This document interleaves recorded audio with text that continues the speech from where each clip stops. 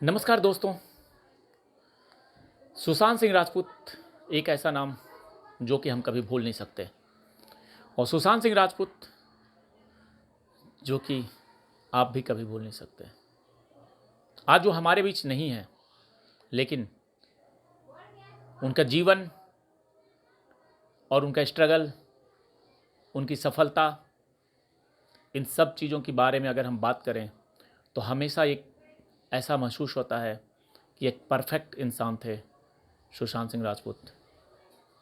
और मैं आपको कुछ और पॉइंट्स पे आज बात करूंगा, और ये पॉइंट्स उस दिन की है 14 जून की सुबह। 13 जून की रात को जो घटना था वो तो आप सबको पता ही है कि वहाँ पे डाउट्स कहाँ थे। सिद्धार्थ पिठानी कहता है कि रात को उनकी बात हुई है, और पड़ोसी कहते हैं कि रात को 10 बजे से पहले ही कमरे की लाइट बंद हुई है।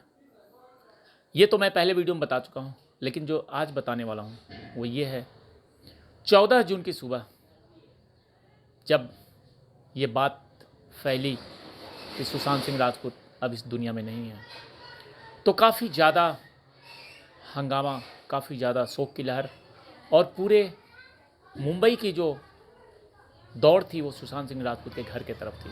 हर कोई वहाँ जाना चाहता था, हर कोई वहाँ पे देखना चाहता था, लेकिन उस भीड़ में कुछ ऐसे चेहरे थे जो कि उस दिन से शक के घेरे में हैं और आज भी हैं। पहला घेरा था, पहला शक था रिया चक्रवर्ती। बहुत ही बदहवास दौड़े हुए वहाँ पे पहुँची थी रिया चक्रवर्ती। लेकिन उसके पहले की घटना को आप याद करें तो एक हफ्ता पहले उसने सुशांत सिंह राजपूत का नंबर ब्लॉक कर दिया था। सुशांत सिंह राजपूत के घर से वो लड़ाई करके गई थी और सारे इलेक्ट्रॉनिक डिवाइस उठा करके ले गई थी। लड़ाई और नंबर ब्लॉक ये कोई बड़ी बात नहीं है, लेकिन इलेक्ट्रॉनिक डिवाइस लेकर के जाना, क्योंकि इलेक्ट्रॉनिक डिवाइस में बहुत सारे ऐसे सबूत होते हैं जिससे कि अगर वो रिकवरी होता है और उसकी जांच की जाती है तो बहुत सारे प्रूफ मिलते हैं। लेकिन रिया चक्रवर्ती बहुत शातिर थी और वो इलेक्ट्रॉनिक डिवाइस पहले ही लेके जा चुकी थी। ये उसके एक प्लान का हिस्सा हो सकता है। और उस दिन सुबह में 14 जून की सुबह में वो वहाँ पे आई थी। दूसरा शख्स जो कि नकाब पहने हुए था और उसकी भी निगाहें सब पर थी, और वो लगातार वहाँ पे घूम रहा था, लगातार वहाँ पे बातें कर रहा था, और कुछ लोगों की नज़र उस पर थी क्योंकि वो कैमरे में कैद हो चुका था, वो शख्स जो नकाब लगाए हुए था, और उसकी जो एक्टिविटीज़ थी वो भी कैमरे में कैद हो चुकी थी। कुछ वीडियो में उसके फुटेज मिले हैं, कुछ फोटोग्राफ्स में वो नज़र आया है, और वो व्यक्ति फिर अचानक से गायब हो जाता है। तीसरा जो पॉइंट है कि पॉलीथीन में लेकर के कुछ सामान वहाँ से जाया जाता है, उसके कमरे से वो रिकवरी होती है, और उस सामान कहाँ गया उसके बाद वहाँ से ये किसी को नहीं पता है। वो सामान वहाँ से रिकवरी हुआ है, सामान पॉलीथीन में है, पॉलीथीन लेकर के एक व्यक्ति जा रहा है, जिसकी तस्वीरें सोशल मीडिया पे काफ़ी वायरल हुई, काफ़ी ज़्यादा ट्विटर पे वो तस्वीरें, फेसबुक पे देखी गई, लेकिन उसके बाद उस तस्वीर की कोई छानबीन नहीं है। एक ऐसा व्यक्ति आता है जो कि ये कहता है कि मैं सुशांत सिंह राजपूत का काफ़ी नज़दीकी दोस्त हूँ, और वो वहाँ पे आकर के तुरंत ही एक्टिव होकर के सारी एक्टिविटीज़ में फ्रंट पे रहता है।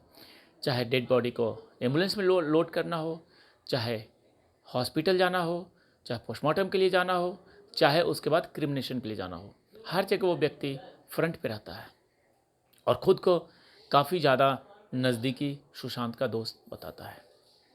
लेकिन जब उनकी बहनों से बात होती है तो बहनों ने कहा कि नहीं, हम इसे नहीं जानते हैं। फिर ये सवाल उस व्यक्ति से किया जाता है तो वो कहता है कि हाँ, मैं सुशांत का दोस्त था, लेकिन पिछले 1.5 साल से नहीं मिला था। यहाँ पे वो व्यक्ति भी शक के घेरे में है, परंतु उसका पॉलिटिकल कलेक्शन कुछ ज़्यादा था, इसलिए उसके ऊपर कोई बात नहीं करना चाहता है। उसे भी क्लीन चिट दे दी गई। तो उस दिन की जो घटना के बाद एक और व्यक्ति है जो कि शक के दायरे में है, और वो व्यक्ति कहाँ है आज के डेट में इसके किसी को नहीं पता है। वो आकर के बाद में मीडिया में स्टेटमेंट दिया था कि मैं गया था हॉस्पिटल, मैं अंदर गया, अंदर ये देखा कि उनके पैरों में काफ़ी सुइयाँ चुभोई गई थी, पैर टूटे हुए थे और वहाँ पे रिया चक्रवर्ती आई थी। रिया चक्रवर्ती ने ये कहा सुशांत के डेड बॉडी पे सीने पे हाथ रख के, सॉरी बाबू। ये सारी बातें उस व्यक्ति ने कहा था और उस व्यक्ति का ये कहना है कि मैं हॉस्पिटल से निकलने के बाद मैं क्रिमिनेशन जगह पे भी गया था, वहाँ भी देखा कि पैर टूटा हुआ है और पूरे पैर में सुइयाँ चुभई हुई है। और जब उस व्यक्ति से ये सवाल किया गया कि ऐसी जगह पे तुम कैसे पहुँच गए जहाँ पे कि आम पब्लिक को जाने की कोई भी गुंजाइश नहीं बनती है, यानी कि पोस्टमार्टम रूम में, तो उस व्यक्ति का ये कहना है कि जब सब लोग घुस रहे थे, कभी पुलिस अंदर जा रही थी, डॉक्टर्स अंदर जा रहे थे, तो उसके बीच में मैं भी घुस गया था और वहाँ पे देखने के बाद उसने आकर के ये स्टेटमेंट मीडिया को दिया था। आज के डेट में उस व्यक्ति की भी कोई अता पता नहीं है। यानी कि जो मैं ये बातें कह रहा हूँ आपको, 5-6 पॉइंट्स जो मैंने नोट कराए, इन सारे पॉइंट्स में किसी भी व्यक्ति के ऊपर कोई भी आरोप नहीं लगा है। कोई भी इन सारे व्यक्ति, यानी कि रिया चक्रवर्ती हो, वो जो अपने आप को दोस्त बोल रहा है, वो जो नकाब वाला व्यक्ति है, और ये जो कह रहा है कि मैं अंदर गया था और सुइयाँ चुभोई हुई थी, इन सारे लोगों को हम अगर नोट करें तो इन सारे लोगों से एजेंसी ने कोई पूछताछ नहीं की है। इन सारे लोगों को आज क्लीन चिट दे दिया गया है और ये घूम रहे हैं। यानी कि बात देखिए, लगभग 1 साल 8-9 महीना होने वाला है और इतने दिनों तक कोई भी सबूत बचा नहीं रहता है।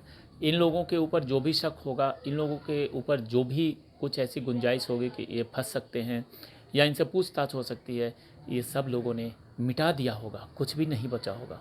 और इतने समय के बाद भी इस मामले में ऐसी कोई भी चीज़ नहीं है जिससे कि हम ये कह सकते हैं कि कुछ यहाँ जांच हो रहा है, कुछ निकल कर के सामने आ रहा है। मैं लगातार इसलिए बातें करता हूँ इस मामले में क्योंकि मैं ये चाहता हूँ कि आप लोग भी इस मामले में एक्टिव रहें और कहीं भी आपको रुकने की ज़रूरत नहीं है, क्योंकि ये लड़ाई इंसाफ की लड़ाई है, न्याय की लड़ाई है, हमारे न्यायपालिका की लड़ाई है। और इंसाफ की लड़ाई में हमें ऐसे ही मुश्किलों का सामना करना पड़ता है और इस इंसाफ की लड़ाई में आप लगातार साथ बने रहिए।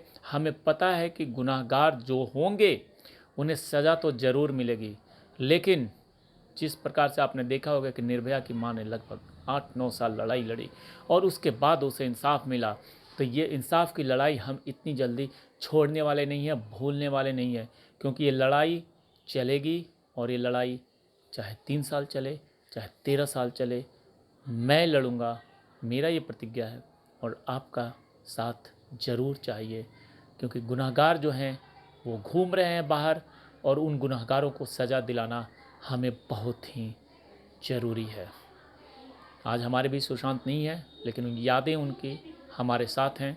हम उनकी यादों के सहारे उनको याद हमेशा करते रहेंगे और इंसाफ की लड़ाई को लड़ते रहेंगे। तो तब तक के लिए जय हिंद, जय भारत। चैनल को सब्सक्राइब कर लीजिए ताकि आप लोगों से लगातार हमारी बातचीत जारी रहे।